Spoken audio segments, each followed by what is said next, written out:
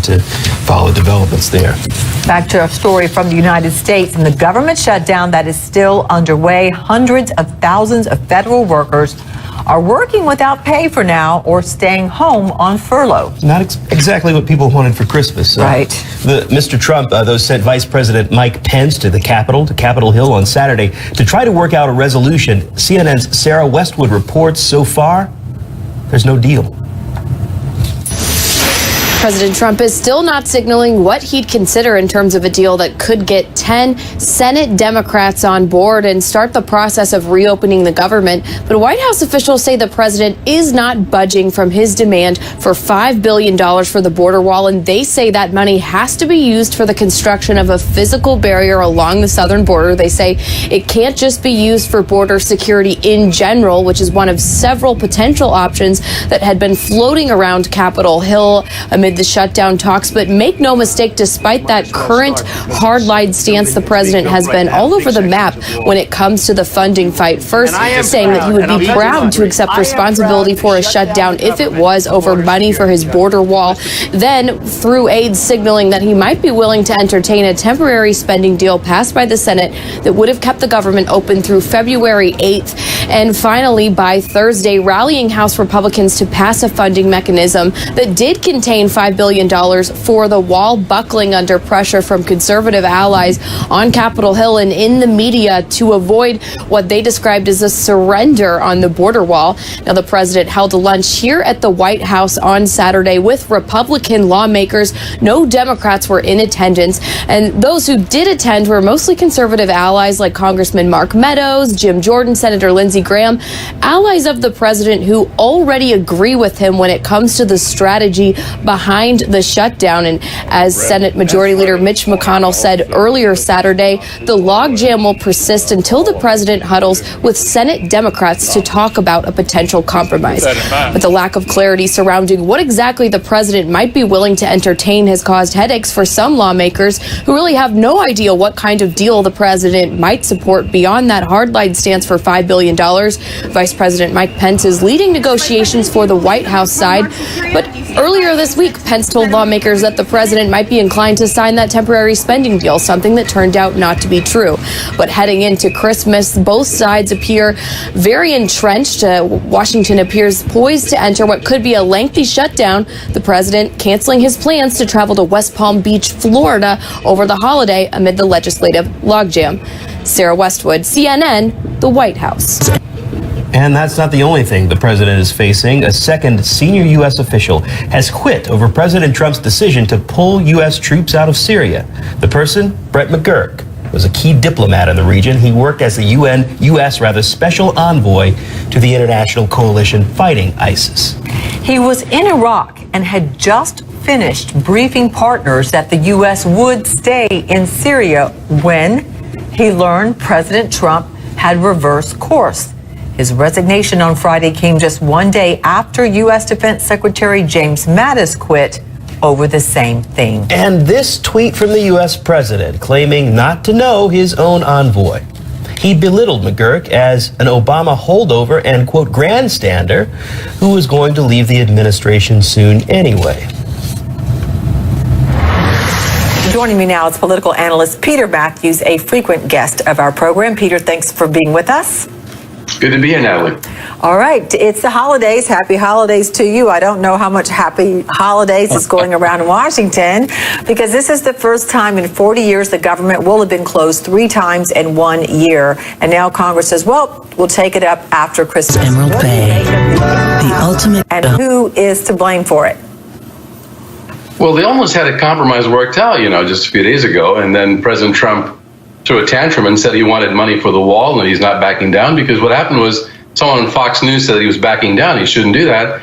Always looking towards his base, he says, no, I'm not going to go for the deal.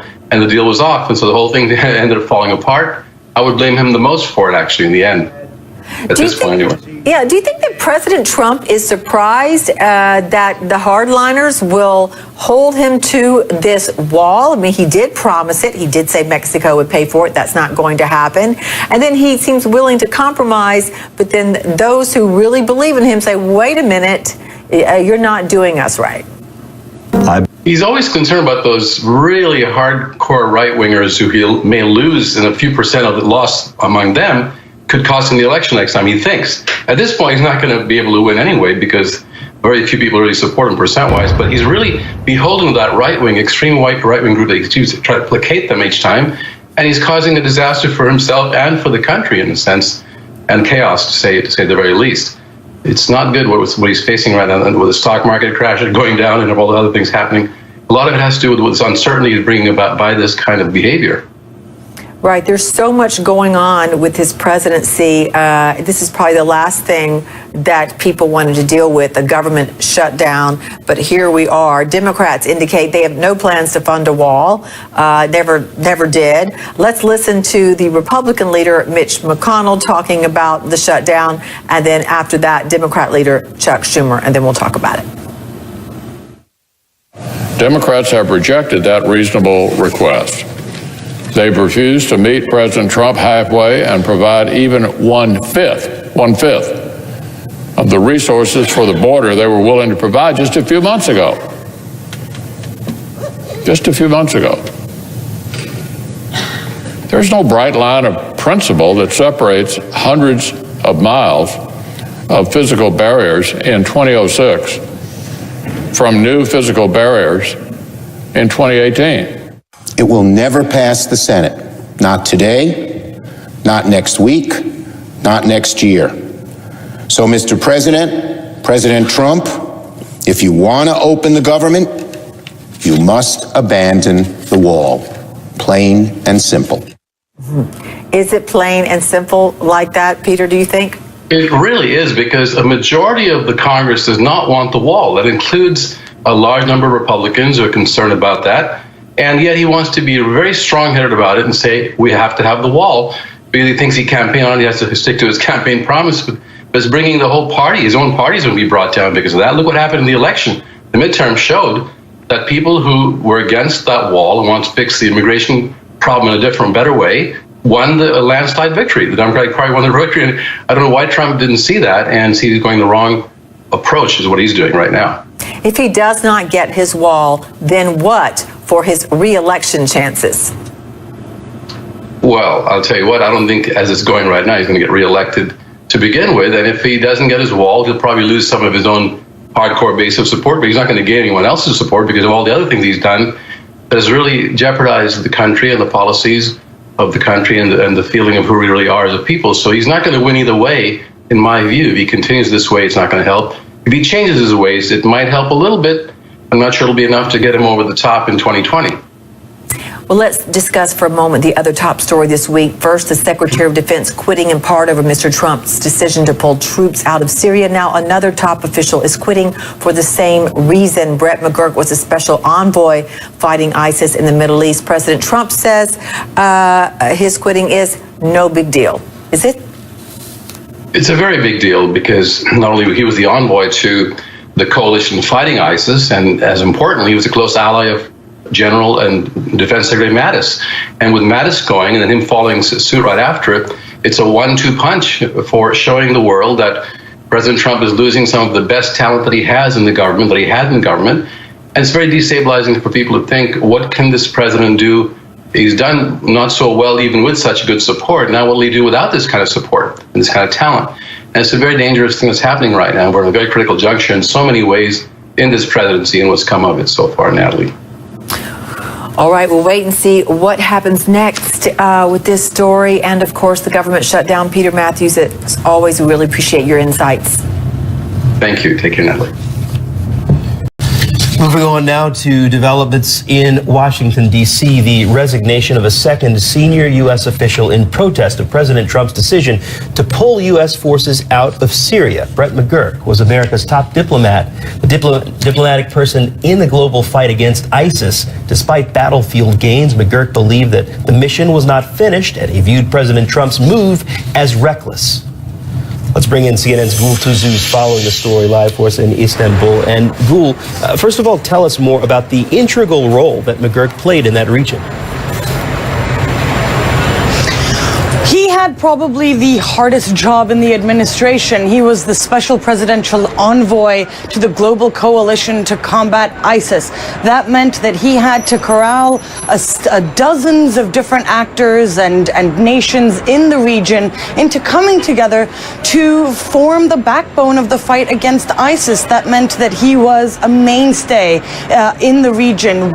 You could see him traveling into Iraq to Syria, and really he was the man who was seen as the architect of the U.S. policy. And here, for example, in Turkey, people would watch to see what McGurk was going to say and do, and what the U.S. was going to do in Syria. He brought years of experience, having been instrumental in the building of that coalition to combat ISIS. And over his tenure, you could see that ISIS, which held vast swaths of territory across Iraq and Syria, has now been degraded. They still maintain a presence there, and there are pockets of it along the border with Iraq and Syria where they have been mounting attacks again. But he really, McGurk, was instrumental in putting together this rather successful fight against ISIS, and his departure is definitely going to be leaving a big gap,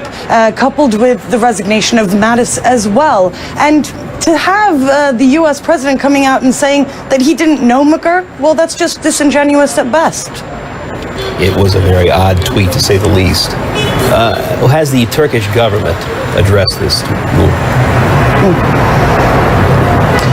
Well, Turkey came out, and Turkish President Recep Tayyip Erdogan came out and said that they welcomed the U.S.'s decision to pull U.S. troops out of Syria. There were only about 2,000 of those troops, but really they had an impact that was outsized for their numbers. They were instrumental in beating back ISIS, and really this announcement that the U.S. is pulling out of Syria puts the U.S.'s main ally on the ground in Syria, a Kurdish fighting force, in jeopardy. That Kurdish fighting force is seen by Turkey to be an extension of a terrorist group that they have here at home. So really, with the U.S.'s departure, what's going to happen to that Kurdish fighting force as they become exposed to the possibility of a Turkish incursion into Syria? Not to say the least of which, what's going to happen to the fight against ISIS? Those remaining remnants of ISIS are there, and they are a security threat, not just to Iraq and Syria, but of course to the world. Gul Tazuz live for us in Istanbul with the reporting. Thank you. Ahead